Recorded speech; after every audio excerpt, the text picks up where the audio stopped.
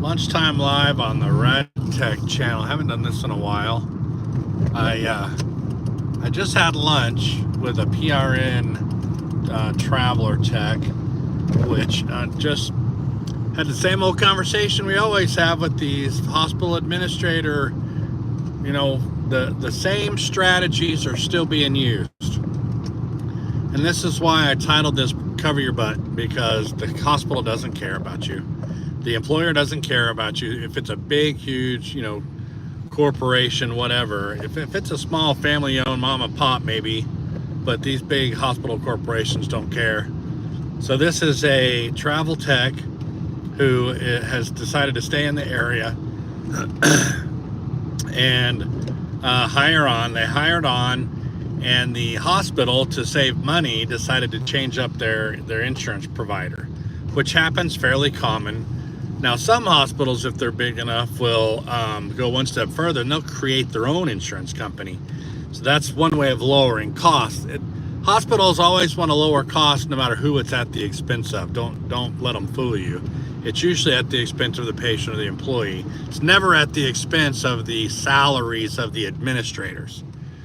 So this particular hospital changed insurance companies to lower their costs, which increased the cost to the employees.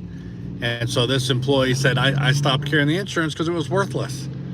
Well, if you own the insurance company and you make changes that make the employee stop carrying it, you didn't make any money. You didn't increase your bottom line by getting cheaper on the health insurance.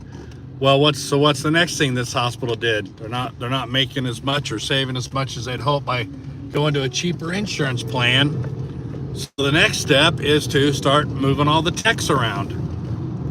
How do we make the techs do more work for the same or less amount of pay? And at this particular hospital, it meant taking this part-time tech and spreading her out over more shifts. And you think, well, how does that save you money? Well, it doesn't, but I guarantee what's going on behind the scenes is they're shuffling people around to cover more hours without adding more staff. So long story short, this employee who dropped her health insurance because it got more expensive and covered less stuff, then had her schedule changed. Instead of working a certain number of days, they added another day to her schedule. And so she's quitting altogether. So this hospital, who's trying to save money by screwing over the employees, are now losing employees. And what do you think they're going to do when this tech quits? They're not going to hire another one. They're going to expect the existing staff to cover the workload. And that's how the hospitals operate. It's cut corners there, cut corners there. And I was a 10-year administrator talking here. I'm not guessing. I'm not farting in the wind here. I was in the meetings where they told me, no, you can't replace that person. You got to make do with what you have. And so another prime example, here we are in 2025, and this hospital thinks it's a good idea to make the insurance benefits crappier and spread out their staff so they have to cover more shifts. And then now that they've got them quitting because they don't like the new schedule, their answer is, well, we're not going to hire anybody else. Heaven's sakes, no, that would cost us more money.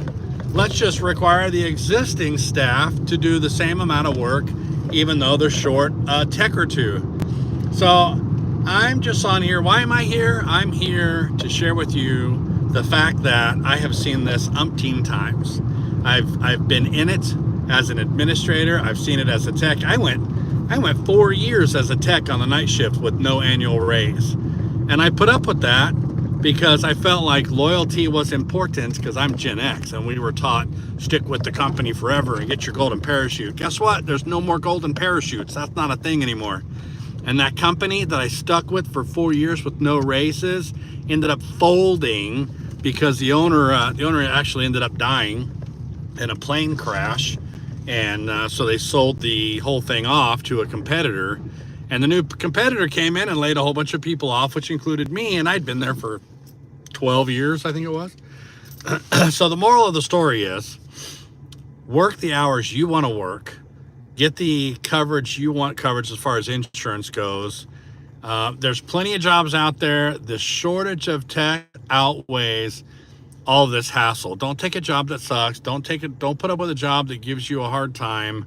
Don't take a job, or don't put up with a job that doesn't listen to your input, because you have value.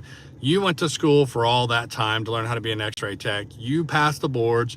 You're paying all the money for the school and the certifications and all the things. Find the job that makes you happy, but also remember, you aren't your job.